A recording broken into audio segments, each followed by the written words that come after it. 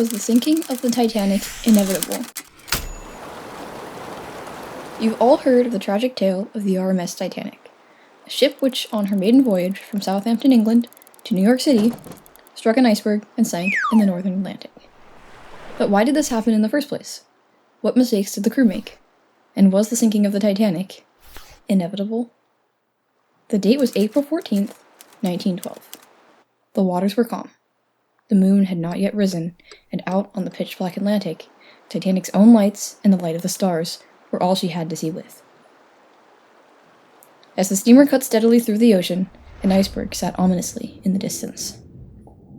Within the top deck of the ship sat the Marconi wireless room, where telegraph operator Jack Phillips and his assistant, Harold Bride, heard incoming messages from nearby ships.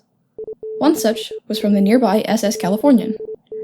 After sending out an icefield warning, and being met with "shut up" from the Titanic, the operator headed to bed at 11:30 p.m., just 15 minutes before the Titanic would meet the fated iceberg. Due to the proximity of the ship, Phillips, who had been communicating with an operator on land, had received the warning at an intensely loud volume, leading him to anger. Multiple ice warnings were never sent to the bridge. As the minutes passed, Titanic grew closer to the iceberg, one made incredibly difficult to spot due to unfortunate environmental circumstances. With no light from the moon, the iceberg was but a shadow, only able to be observed by its silhouette blocking the stars on the horizon.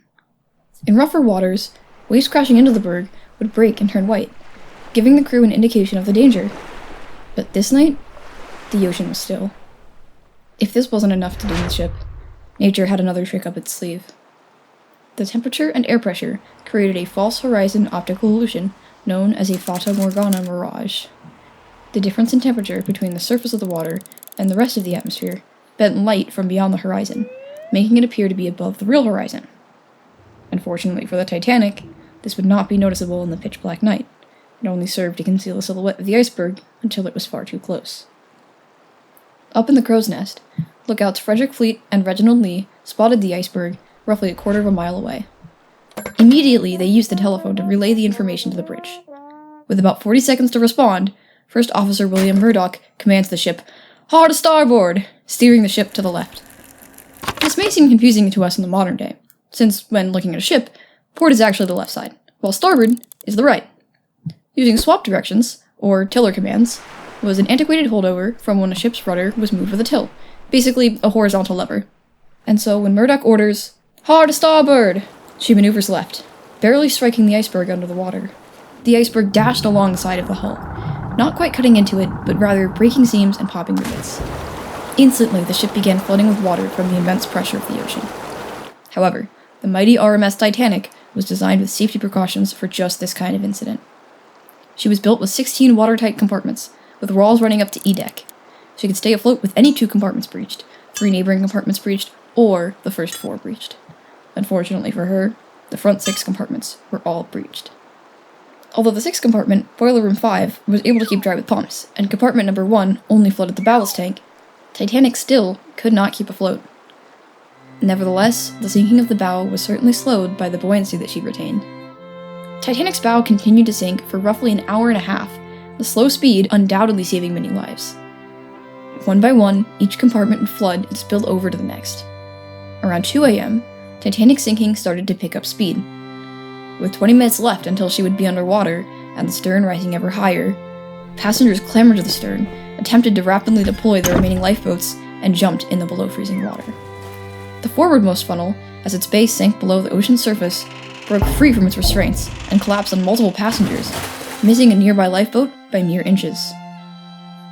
The weight of the raised stern on the structure of the ship had slowly been taking a toll internally. Around 2:17 a.m., Titanic finally snapped. This breakup is often conceived of as the ship breaking in half, but the tension actually split multiple pieces up in the center of the break, similar to snapping a dry spaghetti noodle.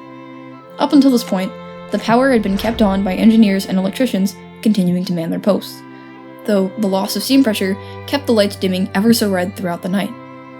The breakup of the ship broke the light circuitry, and her lights cut out for the final time.